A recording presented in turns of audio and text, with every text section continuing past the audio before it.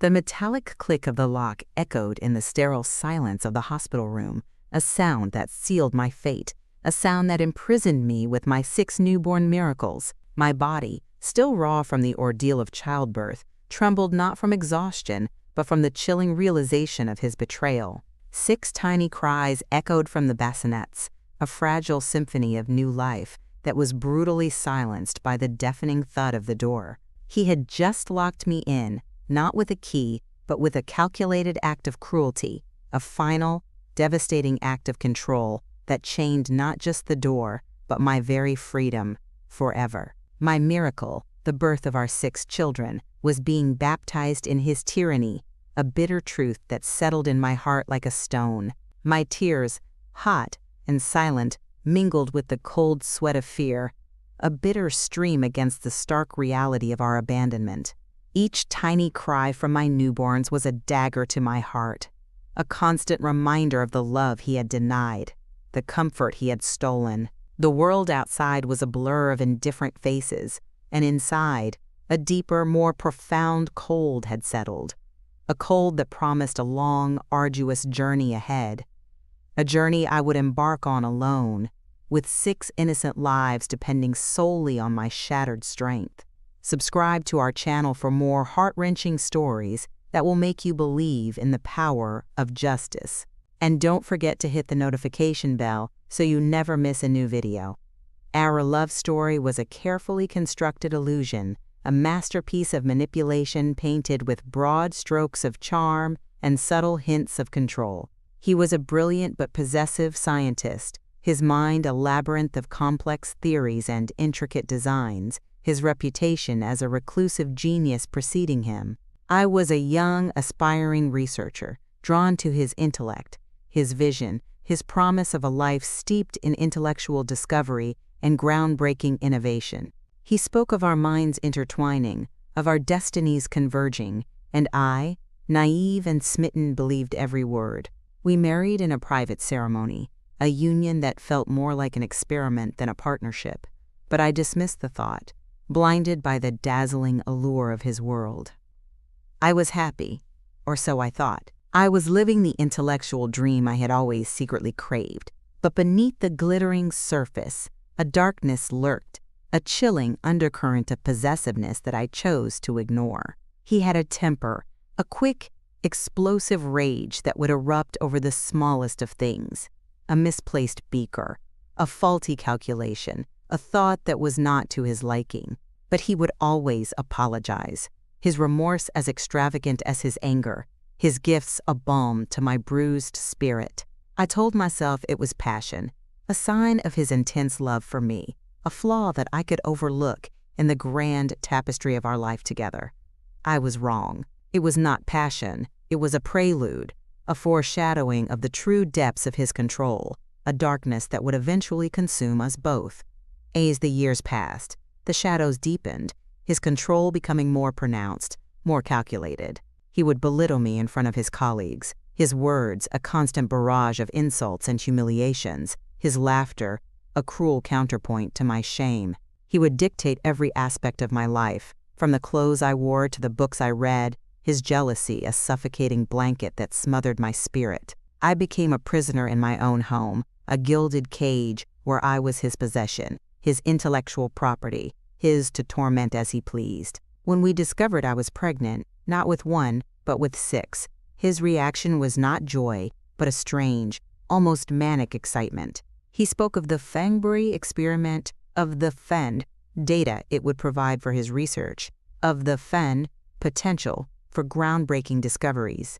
I dismissed it as his scientific temperament, his unique way of processing overwhelming news. I thought his love for me would extend to the lives we were creating. I was wrong. It was a new variable for his twisted experiments, and I was merely the subject in his macabre study.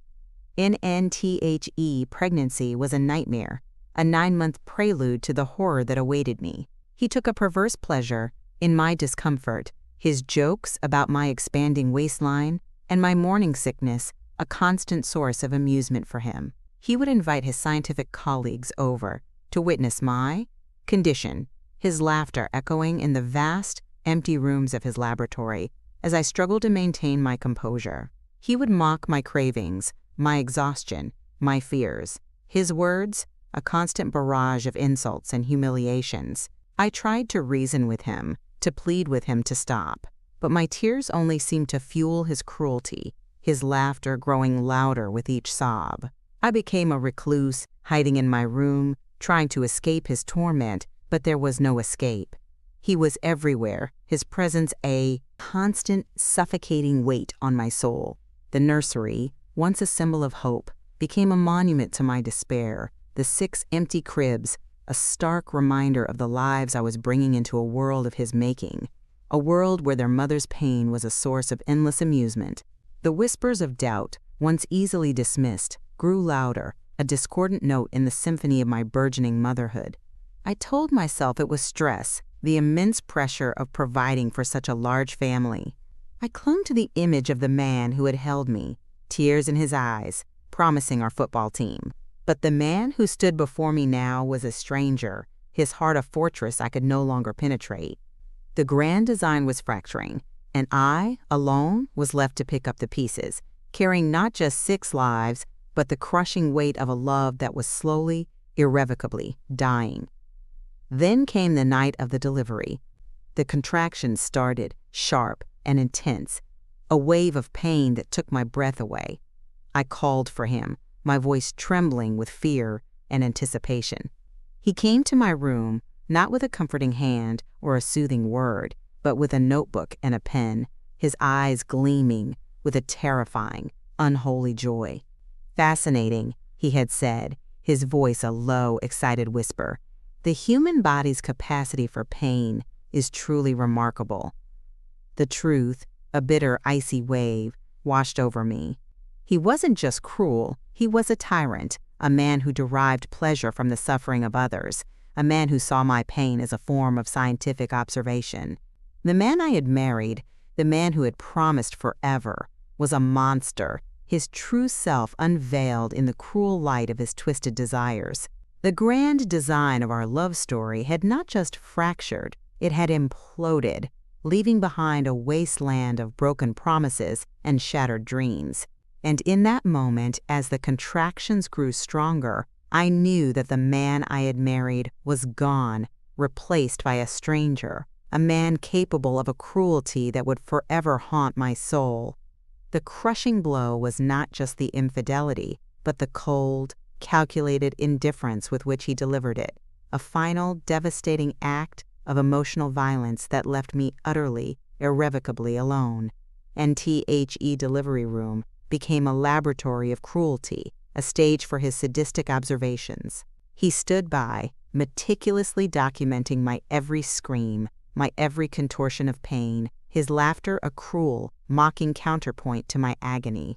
The nurses, their faces a mixture of shock and disgust, tried to intervene, to shield me from his torment, but he was relentless, his pen a weapon, his laughter a constant barrage of emotional violence. He would lean in close, his voice a low, excited whisper as he narrated my suffering. "Observe the physiological responses," he would say to the nurses, his voice filled with a twisted pride. "The dilation, the contractions, the sheer force of expulsion. Truly remarkable."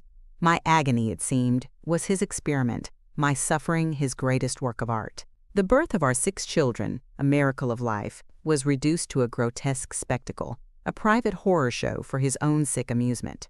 With each new life that entered the world, his laughter grew louder, a macabre celebration of my torment. My miracle, the birth of our 6 children, was being born into a world of his making, a world where my pain was his pleasure, my agony his joy. And in that profound, agonizing moment, I knew that my journey had just begun, a journey I would embark on alone, with 6 innocent lives depending solely on my shattered strength, their cries a silent accusation against the man who had found joy in their mother's screams. NNHE didn't stop there. After the babies were born, after the nurses had cleaned them and placed them in their bassinets, he turned his attention back to me. He held up his notebook, his eyes gleaming with a terrifying, unholy joy. "Now for the postpartum data collection," he had said, his voice a low, excited whisper. He proceeded to document my postpartum examination, his laughter echoing in the sterile delivery room as the doctor tended to my torn and bleeding body. He noted the blood loss, the stitches, the raw, exposed flesh, his voice a torrent of crude jokes and mocking comments. The doctor, her face a mask of fury, tried to stop him, but he was too strong, too determined. He was a man possessed, a man consumed by his own sadism, a man who found joy in the ultimate violation of my body and my spirit. The nurses, their faces pale with shock, finally managed to call security, and he was dragged from the room, his laughter still echoing down the hallway, a chilling testament to the depths of his depravity. I lay there, my body a broken mess, my spirit shattered into a million pieces. The physical pain was immense, a searing agony that consumed every nerve ending. But the emotional pain was far more profound, a gaping wound left by his monstrous cruelty. How could a man, a husband, a father, inflict such violence on the woman who had just given birth to his children? His rage, his utter disregard for my life and the lives of our daughters was a crushing blow, far more devastating than any physical injury. It was the unveiling of a monster, a man so devoid of empathy that he could find joy in my suffering, a man capable of a cruelty I had never imagined. And in that profound, agonizing moment, I knew that my journey had just begun, a journey I would embark on alone, with 6 innocent lives depending solely on my shattered strength, their cries, a silent accusation against the man who had just baptized me in his rage. And then, the metallic click, the sound of the lock engaging, sealing me within the sterile confines of the hospital room. He had locked me in, not with a key, but with a calculated act of cruelty, a final, devastating act of control that chained not just the door, but my very freedom, forever. My miracle, the birth of our 6 children, was being baptized in his tyranny, a bitter truth that settled in my heart like a stone. The nurses screamed, a flurry of shocked faces and desperate movements, but they were too late. The damage was done. My body, a vessel that had just brought 6 lives into the world, was now a broken mess, a testament to his monstrous cruelty. And in that profound, agonizing moment, I knew that my journey had just begun, a journey I would embark on alone, with 6 innocent lives depending solely on my shattered strength, their cries a silent accusation against the man who had just condemned them to oblivion. And Section 4. The unthinkable choice and the unbreakable bond of motherhood and The doctor, a kind woman with a gentle voice, approached my bed, her face etched with a mixture of concern. "He wants you to choose," she said, her words barely a whisper, yet they landed like a hammer blow. "He says he can't raise 6 children. He wants you to give them up for adoption." The words hung in the sterile air, a sentence of a lifetime of heartbreak, a cruel echo of the betrayal I had already experienced. My breath hitched in my throat, a gasp of disbelief and agony. I looked at my babies, their tiny faces, a mixture of innocence and vulnerability, their chests rising and falling in perfect rhythm. How could I choose? How could I give up a single one of them?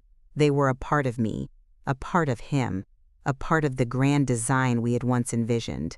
I looked at him then, my eyes pleading with him to understand, to see the love I had for our children, the love I still, foolishly, harbored for him. But his face was a mask of cold indifference, his eyes devoid of any emotion, his posture rigid and unyielding.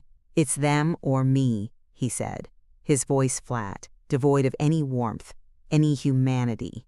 The ultimatum was a cruel twist of the knife, a final act of betrayal that shattered my heart into a million pieces.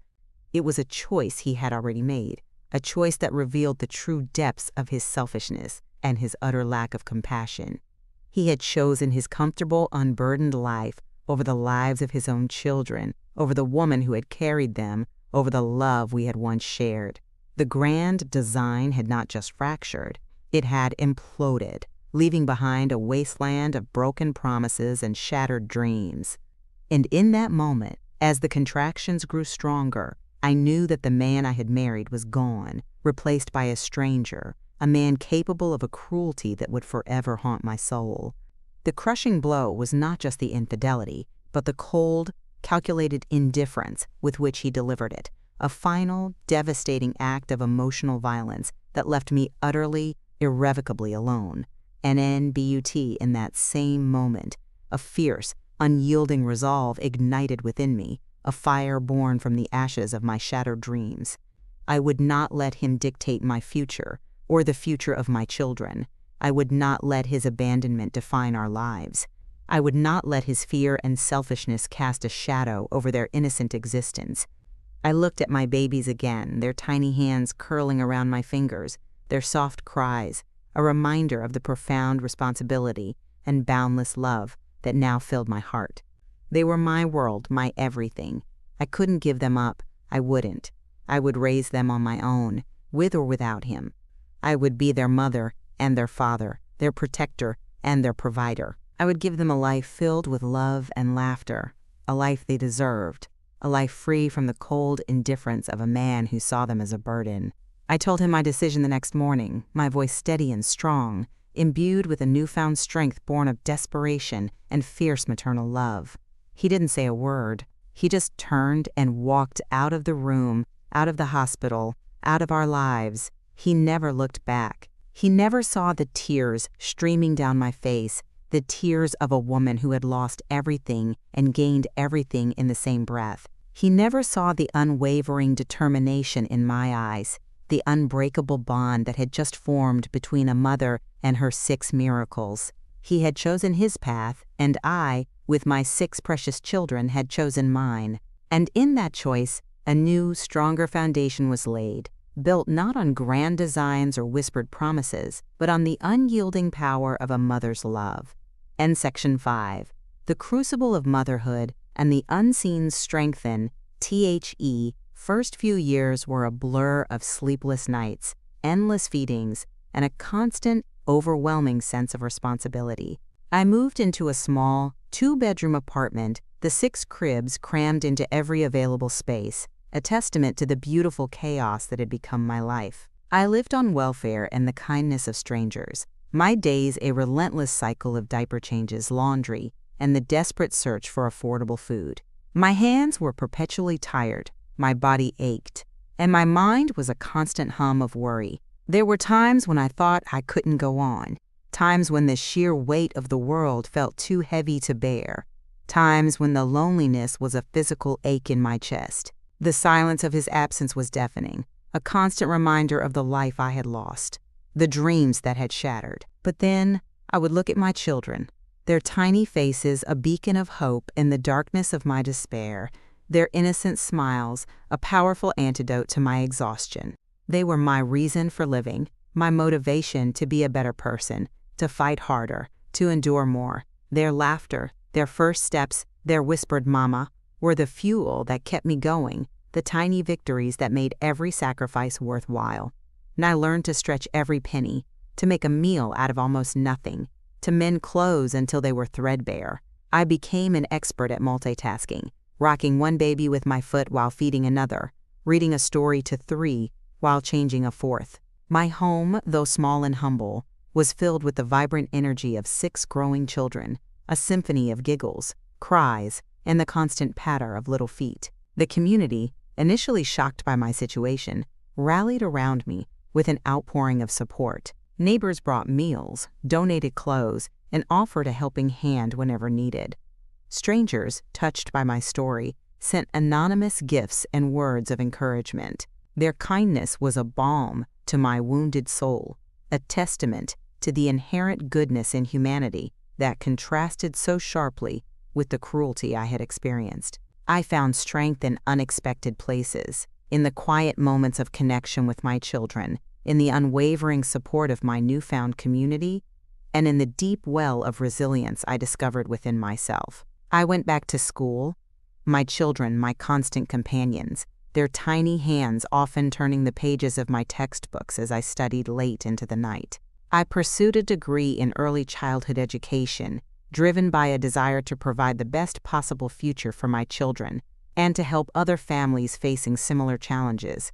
It was a slow, arduous climb, but with each passing semester I felt a little stronger, a little more confident. I graduated with honors, my children cheering me on from the audience, their faces beaming with pride. I got a job, a good job, working with children, and we moved into a bigger house, a house with a backyard where my children could play, a place where they could finally spread their wings. We were a family, a happy family, a family that had been forged in the fires of adversity, tempered by hardship, and strengthened by an unbreakable bond of love. The crucible of motherhood had not broken me. It had refined me, revealing an unseen strength I never knew I possessed. Section 6. The blossoming of resilience and the echoes of a hollow life in years turned into decades, and my 6 children blossomed into remarkable individuals, each a testament to their resilience and the unwavering love that had nurtured them. They were bright, compassionate, and fiercely independent, their spirits unyielding. They pursued diverse paths, some becoming doctors, others artists, teachers, or advocates for social justice, each making their own unique mark on the world. Their laughter filled our home, now a vibrant hub of activity, with grandchildren running through the halls, a testament to the enduring power of family. They knew their story, of a father who had abandoned them, of a mother who had fought tirelessly to give them a life filled with love and opportunity.